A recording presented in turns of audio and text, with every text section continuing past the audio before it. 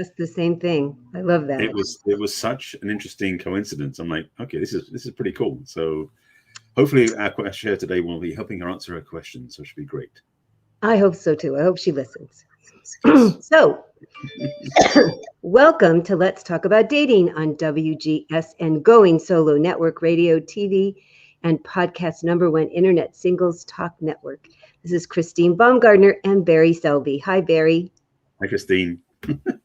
Here to address various relationship and dating questions. And today we're going to talk about, is there a place for pornography in your relationship?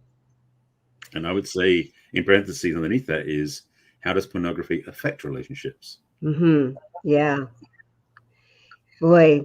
And it's so interesting how people have such individual feelings about pornography in general, pornography for them in person, in a couple relationship, and how sometimes, maybe more often than that, men and women can have very different feelings and thoughts about pornography. So I think it's a really rich subject. And it's funny, I had told you that I had asked my, excuse me. Yeah, clear your throat. My Monday night meetup, the same question. And generally there's about 20-ish people there, and it's pretty even, men and women. And I'll tell you, not quite, but there were almost 20 different answers, which was really interesting. I know. And then you said that you had put it out to your group and said, are there any burning questions you want me to address or us to address? And they brought up pornography without you even a prompt. So I think it's a hot topic. I think it's on people's minds. Maybe I've heard a little bit of an uptick because people were stuck at home and frustrated and on the internet so much anyway. And it's certainly been around as long as people have been around. Well, I think maybe since technology came around, I'm not sure if necessarily people have been around. Well, there were shows. There were shows that people would go to, clandestine, or sometimes in some areas of the world, it was acceptable.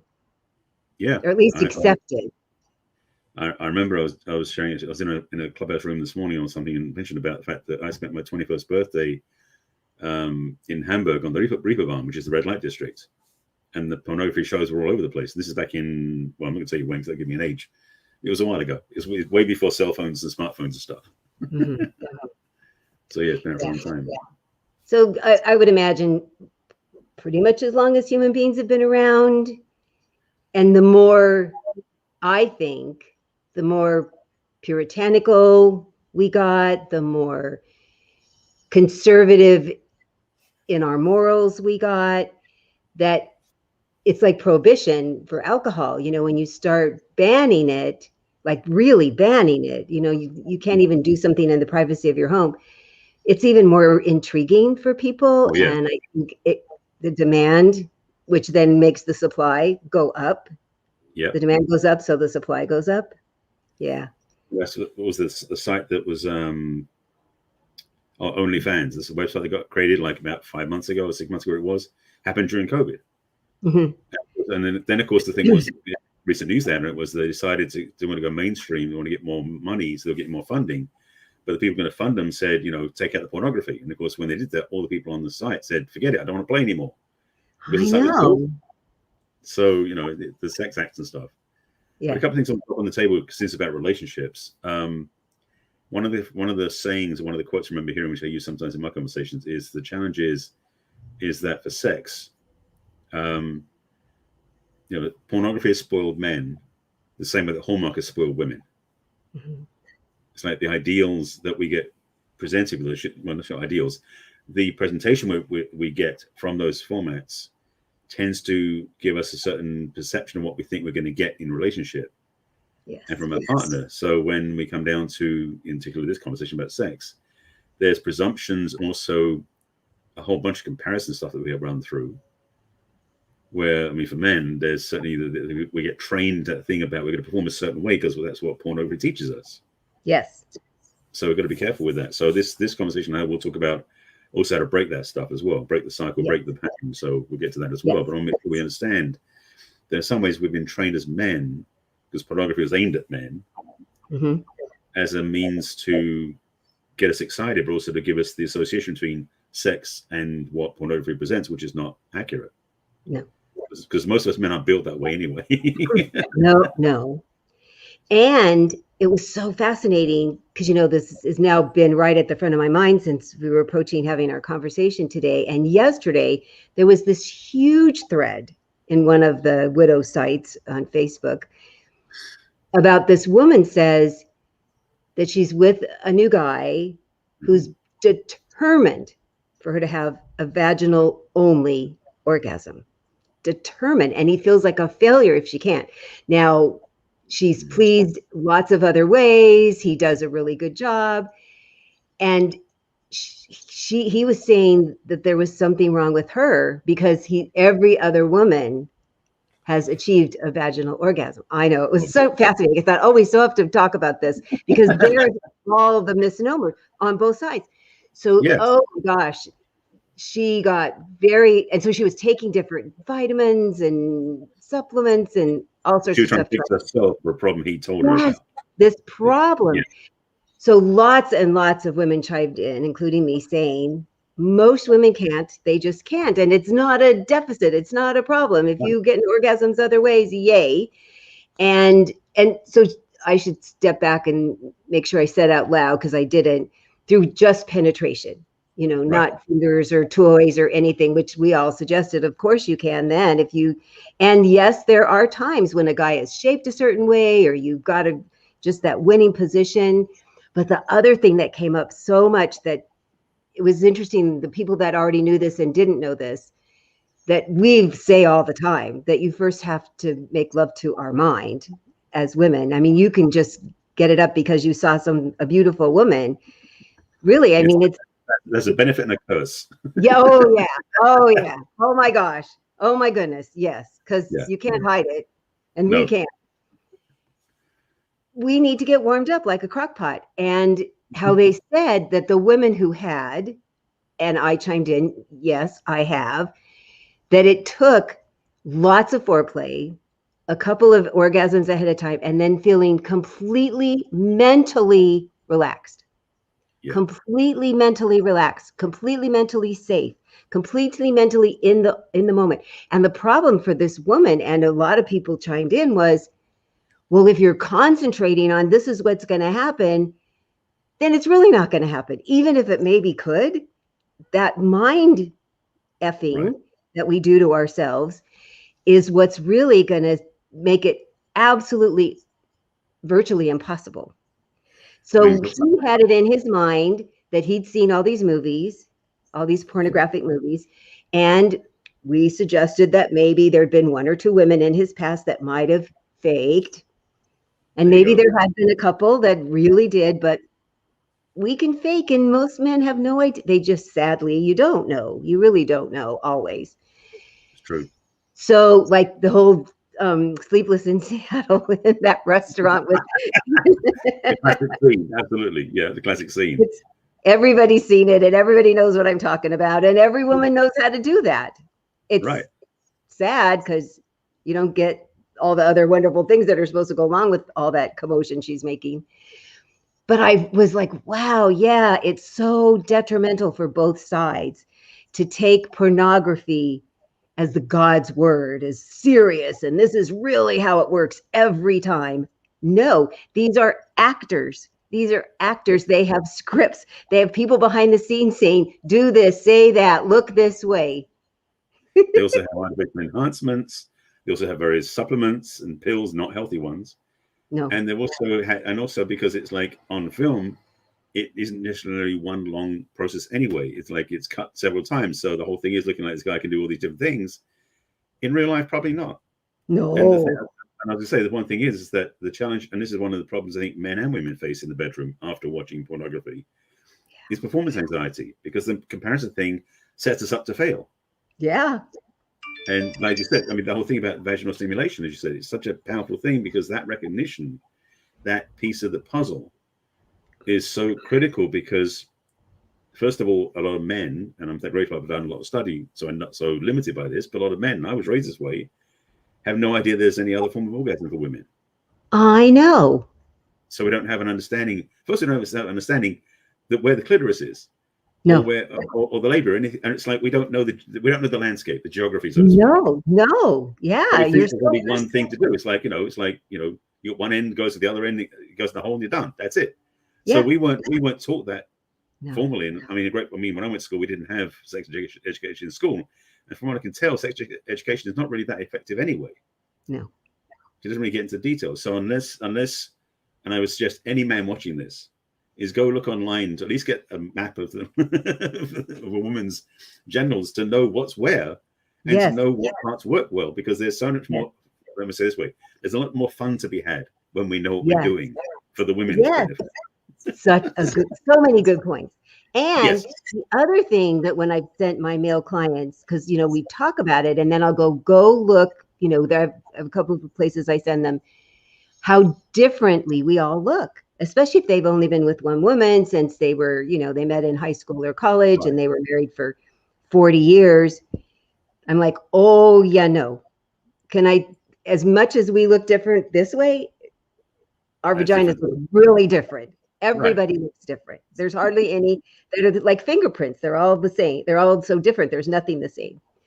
Right. As men all look different. Their genitalia looks very different. So yeah, so figuring out generally where things are, and then knowing it might be a little different looking, it might be in a little bit different spot, it might have more of a hood on it and less of a hood on it. And it's so fascinating. And there's so many non-yucky, more educational, but lovely graphic for both men and women to learn about themselves, because there's so many women that don't know their bodies either. I got that book, Our Body Ourselves, when I was in my 20s, and I got out my mirror and I was like, oh, because I was raised by a mom who said, yeah, you should be doing this. So I have my clients go do that, and they're like, oh, I'm so embarrassed. I go, well, you can do it and be embarrassed at the same time. But how will you know what you like and don't like if you haven't experimented by yourself, so that you can tell the other person? So that is also one of the really hard things about pornography, is it's so limited. I mean, I've talked to a couple people who have been in movies, pornography movies, and some of them really can orgasm fast. Some of them can get hard really fast. And some of it, I mean, there's only so much you could truly fake. Right. But I've talked to them, how is your life away from there because most of them have a significant other, and they're like, oh, so different. I mean, so much slower, so much more loving, so much less pressure. Really, for women, and I speak for myself and women I've talked to, we don't have to truly every single time have an orgasm to feel satisfied. It's really amazing how, I mean, there's nothing wrong with it, and I would never turn one down, but it's not mandatory. It's really interesting how for lots of women, it's not mandatory. And so if that's your only goal, you miss out on the pleasure of foreplay and edging and going up and down a bunch of times and maybe never going over the edge of the cliff. Look at all that fun stuff you did anyway. Right. But they don't do that in pornography. It's boopity boopity boop, boopity boopity boop. The thing is, pornography is really artificial. Let's be clear. It's not natural. And you said the thing about when they're talking about the actors when they go home to their partners, how it's much more loving. That's a word you don't hear about, or is not in part of pornography. Pornography is like wham bam, thank you, man. It's basically where it came from. And it's about the physical prowess and the physical act without any emotional, mental, or loving content in it. So it doesn't portray accurate relationships. No. So for me, this conversation is so rich because I didn't know different. And I did watch porn when I was younger. And I did have, I remember when I was in Germany, in fact, a woman I was with who basically looked like, well, she was one of the girls from porn. She wasn't, but she had a body like that. So I was starting to get wired up that that's normal. And it was an interesting thing because the relationship I've been in, most of the women I've been with are nothing like what they are in the pornography. I mean, just to be transparent, I mean, this is what it's been like. But the recognition for me is that I have thankfully learned along the way. And it's funny when you're talking about the mirror that sort of, women know themselves. I remember a friend of mine told me she went to a retreat where the women did that, and they all had mirrors and they sat around the circle and they had candlelights and everything, and they were looking at themselves down there. The way she put it, like, she was like, it's the first time, it's so revealing and so different, and it's like it's all the sharing afterwards.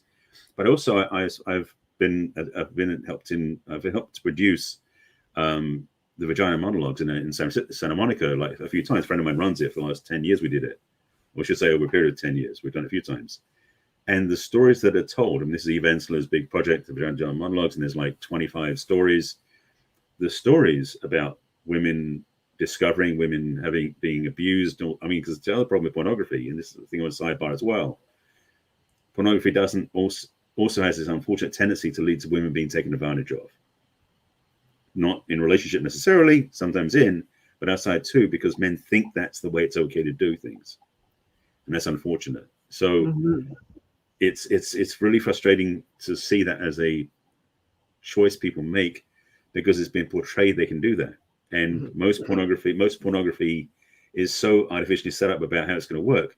Yeah. For some men, when they see it that way, are either very upset with the woman because she's not doing it the way they were trained to think they should do it, or they feel like they have to go a certain way to prove themselves, which is not accurate either. So she doesn't have any choice in the matter. Nope. So pornography has a lot of detriment on real connection, intimacy, and romantic conversation. And it's one of those things for me that is such a frustration, because there's so much wounding that has to be healed. I'm not saying pornography is the cause of it, but I know I do believe pornography contributes to that area of discomfort and dysfunction.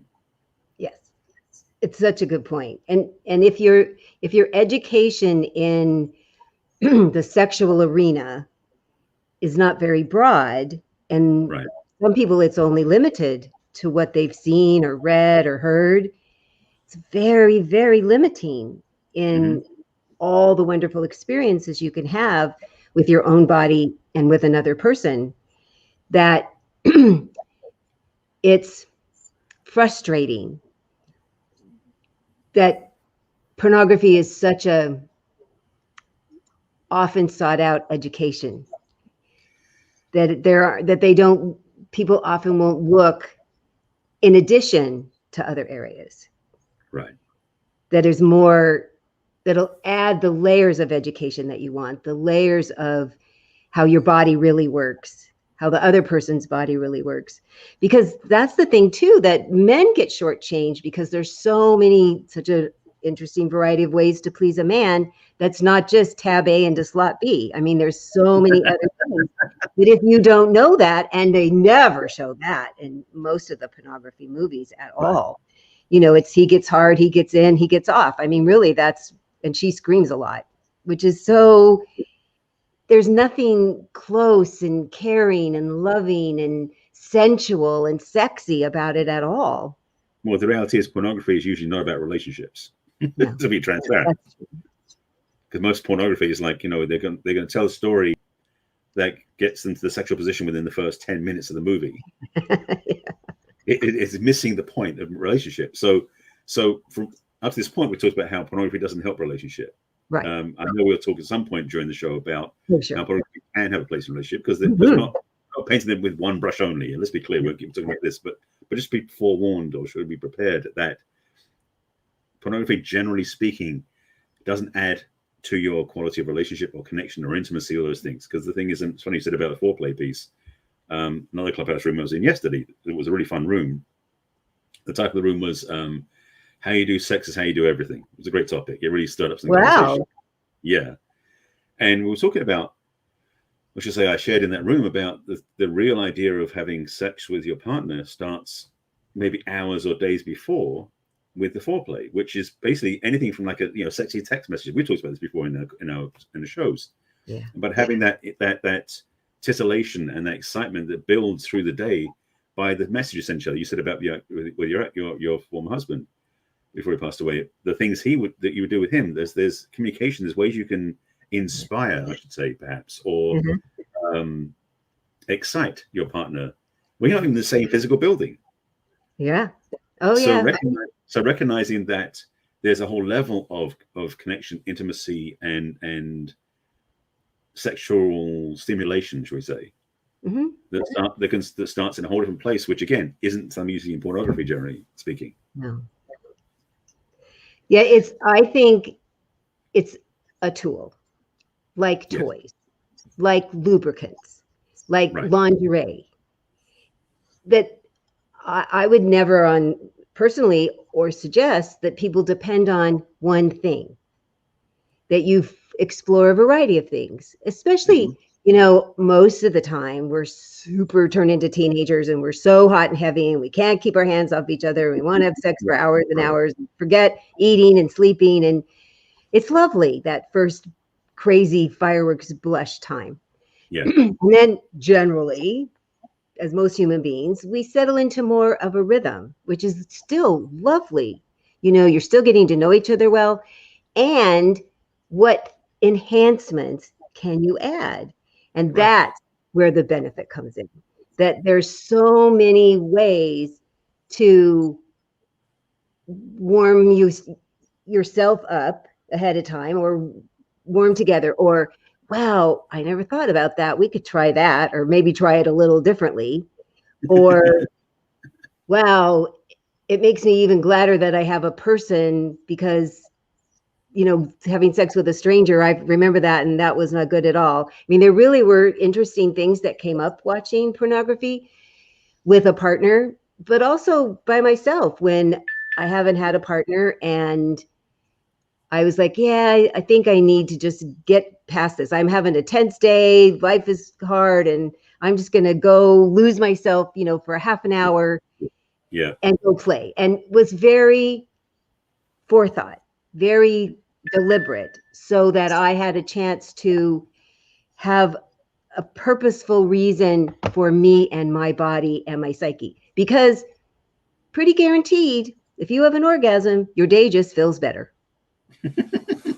There's a whole conversation about that. What was it? Orgasm a day keeps the doctor away type idea. I'm a believer in that. I think it's a good idea. I write prescriptions for that. I love it. Funny, I'm known as the love doctor on Clubhouse. Maybe I should start getting prescription pads for my clients. I think so, yeah. Yes. So getting back on track for a second, that what you're saying about where pornography has its place, that's one of the things also, is that when you can look at the pornography for the inspiration versus the comparison. Yes, no competition. It's not competition. So when you have that piece where you can start, when you, especially if you find, I mean, I know there was a wave that started, I don't know, 10, 15 years ago, where it became more women-directed pornography. So it actually made the women more valued in the show, which changed the analytics of the pornography, which is great too. But recognizing that some of the things that happen in the pornography, there can be some ideas like, well, let's try that one. Maybe you want to dress up in costumes like they do or something, or do something playing to strangers, fun with that too. Yeah. So it can be useful that way to give you the ideas. But again, inspiration, not comparison. Oh, yes. The comparison is where you're going to lose every time, because most of us aren't built like porn actors. Let's be clear about that. Well, I've even met a couple of people who, were magazine models, and they don't look like their pictures. And they're really clear they don't look like their pictures. Lighting and photoshopping. Oh my gosh. I mean, they're beautiful, and they don't look like that. So that's the thing I tell people. None of that is based in reality. It's play. It's fun. Like, I love the role-playing idea, that you take on characters, or you go pretend to pick them up in a bar, or you come home and, oh my gosh, or I'm the plumber or the school teacher or whatever the heck it is. I mean, it's fun. And if you haven't ever thought of it, you can get some really great ideas from books and movies. Really, there's lots and lots of suggestions out there. Right. So that's what we're clear, is that pornography does have a place when used the right way. But the thing is, using, because I know of people in relationships where the relationship wasn't working well, where one partner used pornography to get off so they could avoid dealing with their partner. So that's a negative too. Yes. But it's one of these things that we look at is it, as you said earlier, pornography, like other things, is a tool, like lubes, like toys, all the other things too. They are tools to help you. But the question is, do you use the tool, or does the tool use you? Yes. Yes. And how is it affecting your relationship with yourself and with the other person? Because that is pivotal. So Cece's telling us we need to take a break, and we're going to talk about that when we come back. Absolutely. See you in a few minutes.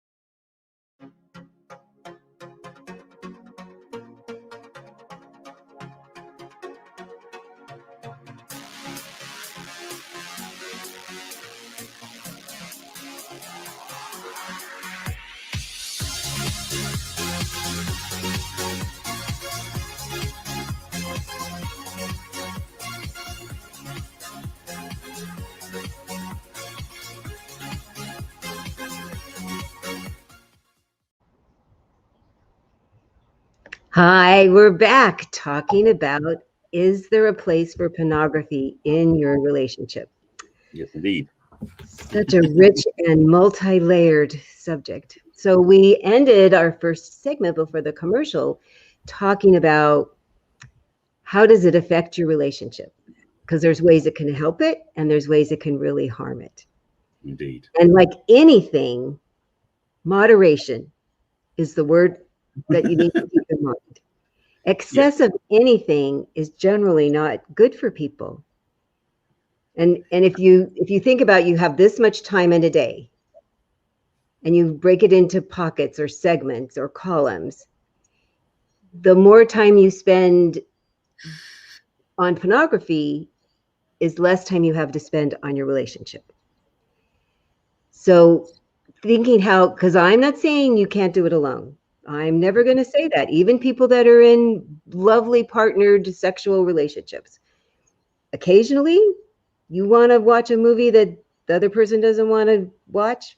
Okay, tell them about it. It never can be a secret. This is what I'm going to go do because I like this kind of movie and you don't.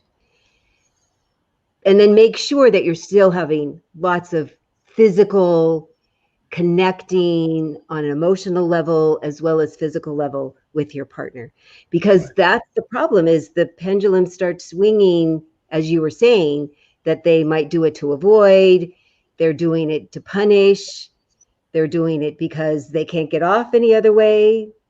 So that's really important to think about. How do you balance it so that you're still spending lots of time with your partner? That's the thing that really comes home, is that if you're noticing there's becoming a distraction or a filler of time to keep you away from your partnership, it's a good time to look inside and go, okay, so what's really going on? Because that's a symptom, that's a clue, that's an indication. And I said before the break about how really, in relationship, porn can be used as inspiration versus comparison, is the fact that when you're using it as an escape from your relationship, that's very telling that something's not working clearly. But a lot of people don't even think about it. They just go, I'm just going to do this because I don't want to deal with them. And it becomes such a detriment to their relationship. but that's true. I mean, that's true of anything too. I mean, you can find anything to distract you from your partnership, but porn especially, because it gives you some level of release on a physical level that makes you feel a bit better, perhaps, especially if you jerk off to it or you masturbate to it. Yep. So it becomes less functional ultimately, because it's then pulling you away from the relationship. Because again, saying what I said before about using it as inspiration versus comparison, also it's not an escape to avoid things. If you want to avoid things, that's time to have a conversation to clear things up. And we talked about that before in previous broadcasts too. Relationships are important about building the safety and the trust. And again, like you said, with pornography being like toys and lube and the other things, the trust that gets built to include that is part of the process.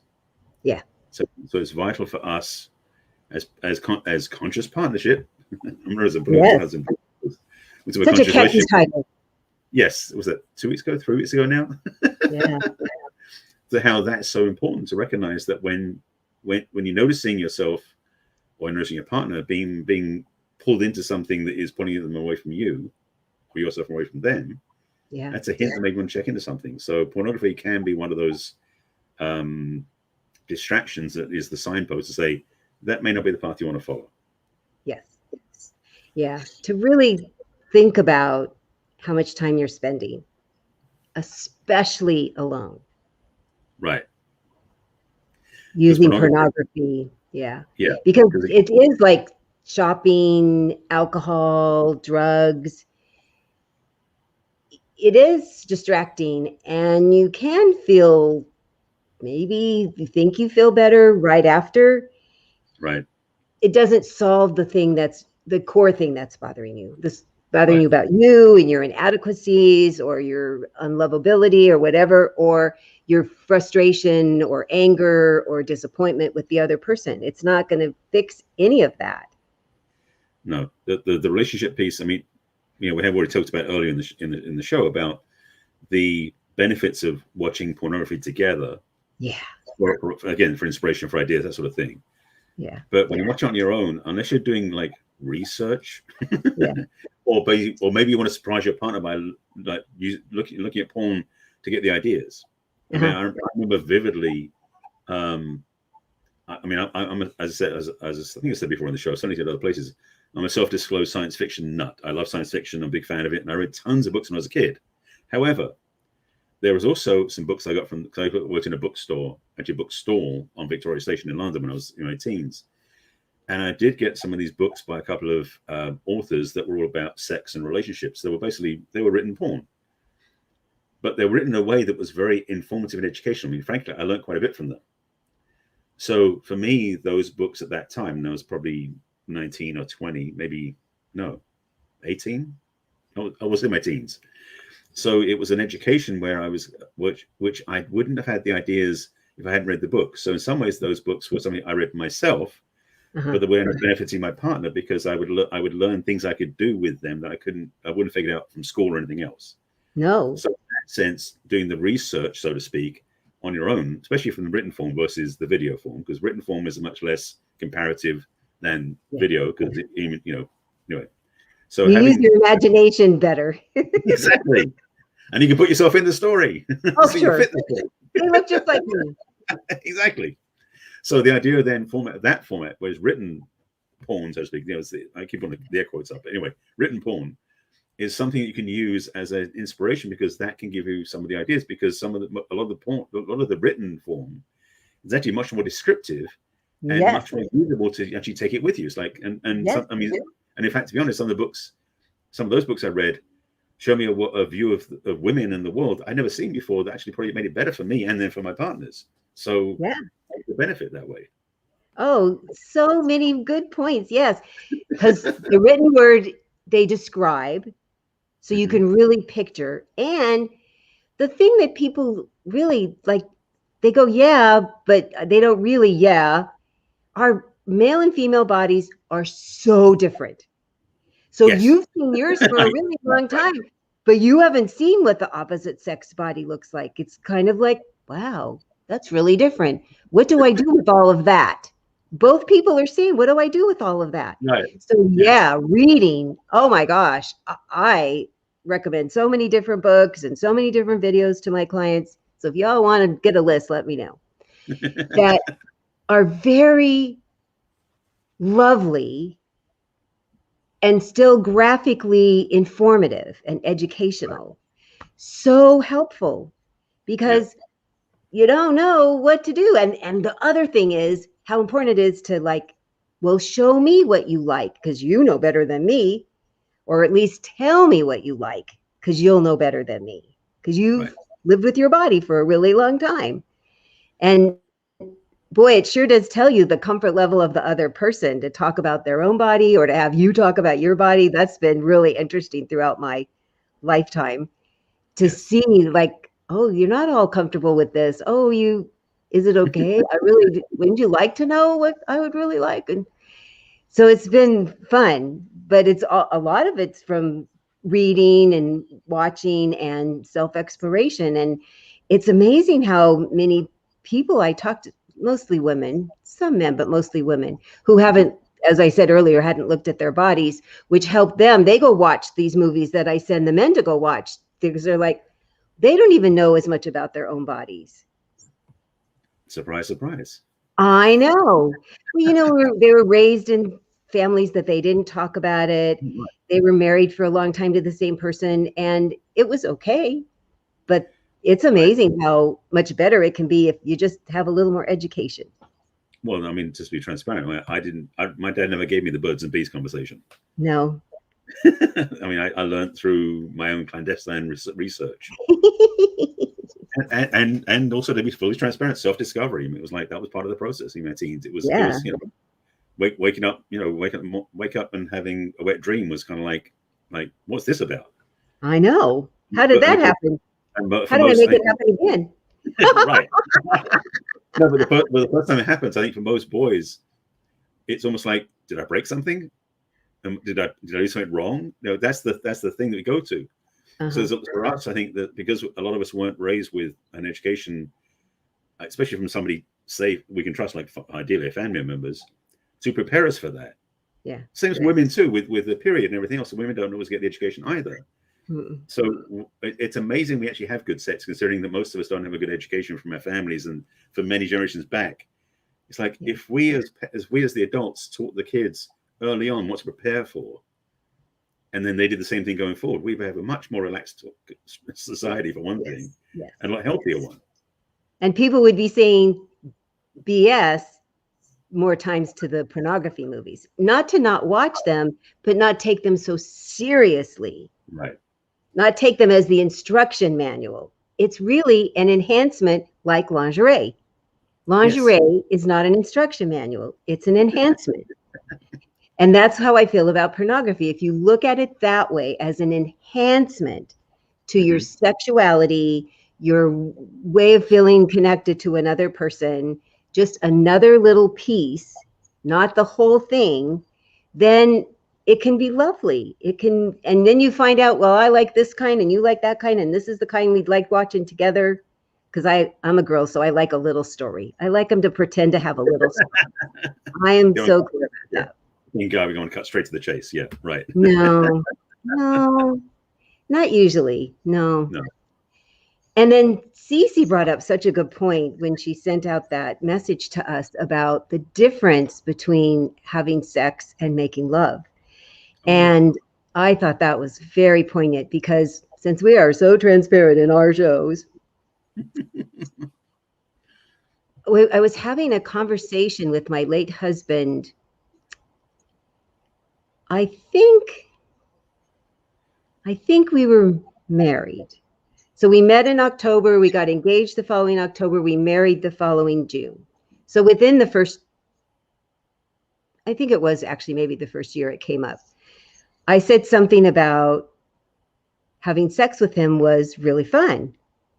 And he said, you still think of it as having sex? Because I think of it as making love.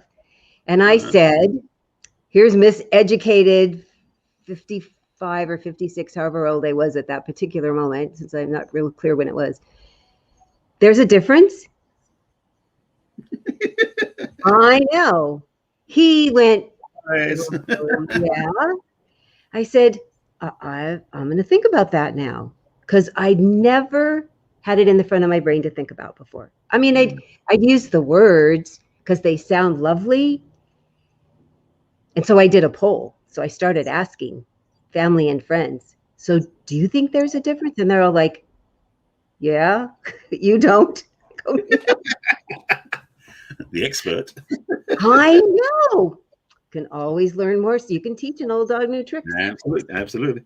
So I really started thinking about it then and paying more attention when I be with my husband, and I'd go, oh, it really is different. I am going to use a new word. But it was like the switch had to go off in my head. Like we've been talking about how you don't know what you don't know about your body and the other person's body. It had just never entered my mind. And I've talked about it a lot of sex. I was single for a really long time, high libido, very promiscuous, didn't want to get in a relationship with anybody for a long time, had a great time. Didn't catch anything. So grateful, beyond grateful. Yeah. And yet I went, wow. And I already was feeling deeply in love with him, but it even made it better to really acknowledge, yeah, it's really making love. He's making love to my body. I'm making love to him. It's not just the physical pleasure. It's the heart connection, the soul connection. Yeah. Edison Morrill, I said that I'd never been loved by anybody the way that he loved me. I mean, in every aspect. It was so eye-opening.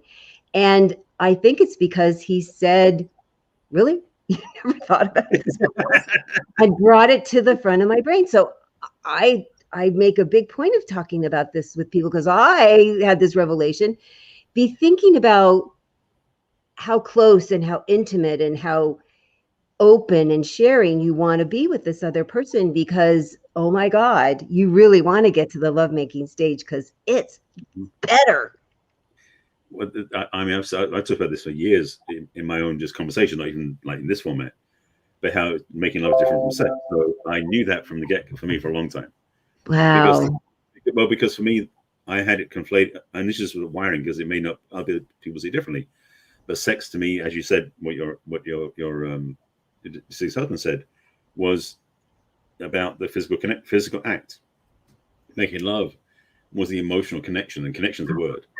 Yeah.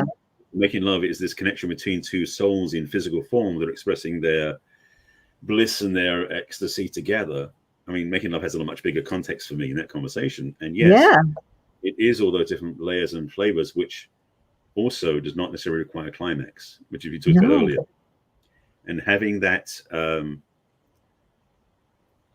someone has a comment I'm going to put in. Let me finish this thought first. Okay. So this piece about understanding the difference between making love and sex is that sex does have this almost transactional experience to it. We talked about transactions before. Whereas making love is definitely the transformational experience. Yeah. I'm just stealing that from our previous show. Yeah. But understanding that context, there's a difference between the two, for me, makes it much more juicy and more fun, because then it becomes a chance to really do things that are loving, literally, energetically loving things versus just mechanical things. Yeah. And so having the chance to, when exploring somebody's body, your partner's body, not just somebody stranger. It's like, let me find something straight. When you're exploring your partner's body, that's an act of love. When you are loving their body through the way you touch them and kiss them and caress them with different things, hold on feeling that if you're doing it just to a means to an end to have climax, because that's what sex really is. It's a drive towards a climax. So to have that understanding that it's a different thing is for me is vital in a relationship.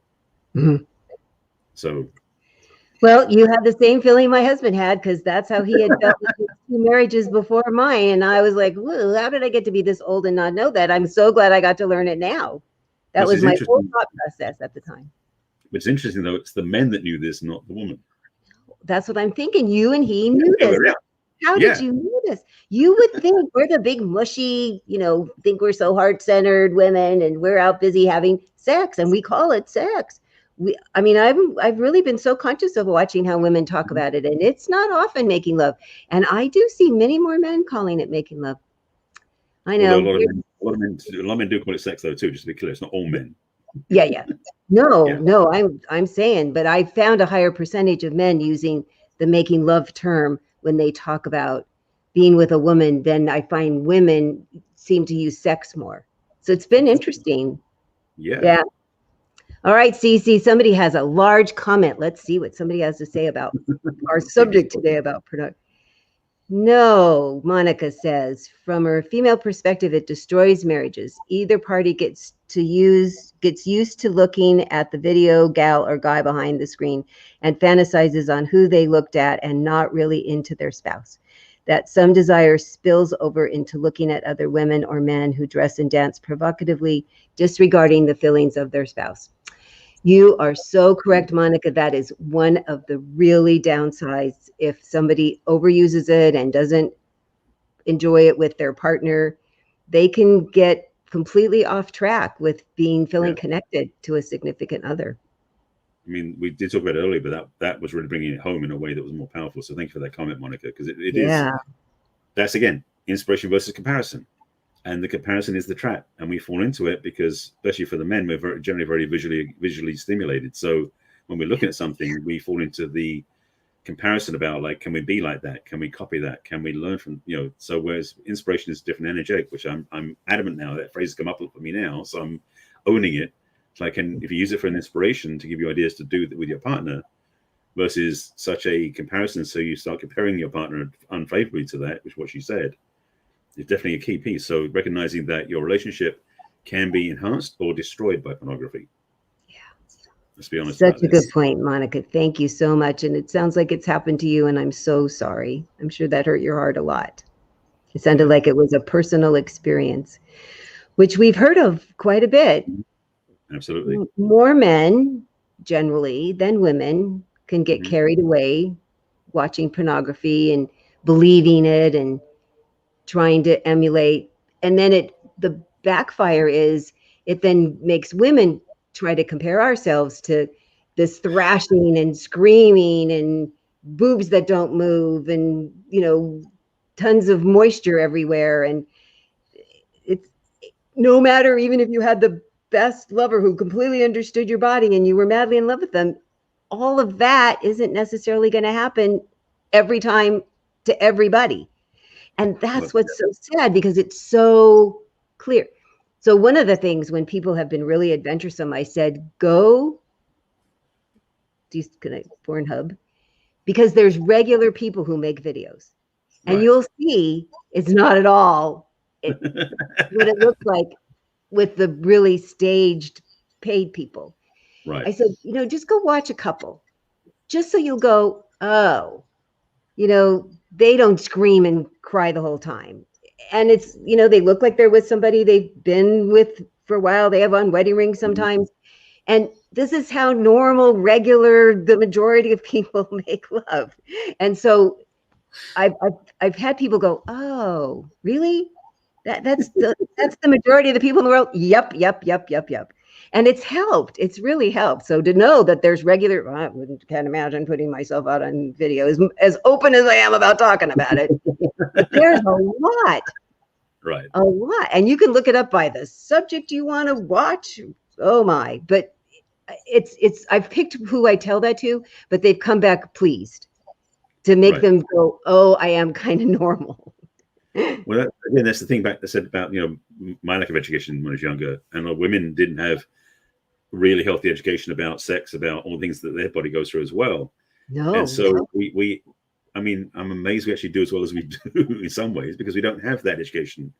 No. And when porn becomes like the first or the primary input for how sex works, it's challenging, because that is nothing like reality.